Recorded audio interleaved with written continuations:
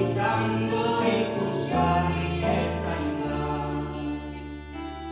Ondasunak gertatzeko tresnak ez dira jaunen, eskuetan gozatzeko goxokiak izanen. Ondasunaren jabeza izango da publiko, inoren ez da lanbila eskean ibiliko.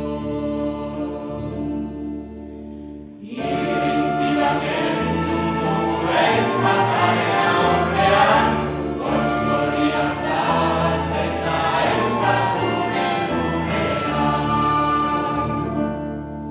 Fabrikak izango dira euskal langilenak, eta solo pinuriak nekazariarenak. Itsasontziak izango dira marinerenak, euskararen harmonia sozial goetenak.